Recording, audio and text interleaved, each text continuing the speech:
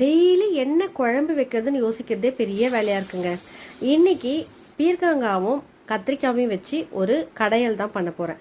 மண் சட்டிலேயே பண்ணலாம். ஒரு 10 பல் பூண்டு, 2 வெங்காயம், 4-5 பச்சை மிளகா, அதோடவே 2 தக்காளி, கட் பண்ண கத்திரிக்காய், பீர்க்கங்காய் இதெல்லாம் போட்டு நல்லா ஒரு வதக்கல் கொடுத்துட்டு, அதுக்கப்புறம் காய்க்கு தேவையான அளவுக்கு கல்லுப்பு ஆட் பண்ணிக்கிறேன். கொஞ்சமாக மஞ்சத்தூள், அதோடவே ஒரு ஸ்பூன் மல்லித்தூள், ஒரு ஸ்பூன் காஷ்மீரி சில்லி இதெல்லாம் போட்டு நல்லா வதக்கி விட்டுட்டு ஒரு 10 நிமிஷம் மூடி போட்டு வேக வைங்க. தண்ணி எதுவுமே தேவைப்படாது. பீர்க்கங்காலே நல்லா தண்ணி விடும். ஸோ ஒரு 10 நிமிஷத்துக்கு அப்புறமா ஒரே ஒரு கடையில் கொடுத்துடலாம். நல்லா அதை மண் சட்டியோடவே அந்த சூடோடவே நல்லா மசிக்கும் போது சூப்பராக மசிஞ்சு வந்துடும். அதுக்கப்புறம் கை நிறைய கொத்தமல்லி போட்டு ஒரு தாளிப்பு கொடுத்துடலாம். இந்த மசியல் பார்த்தீங்கன்னா ரைஸ்க்கு மட்டும் இல்லைங்க, இட்லி, சப்பாத்தி, பூரி, இடியாப்பம் எல்லாத்துக்குமே அல்டிமேட்டாக இருக்கும்.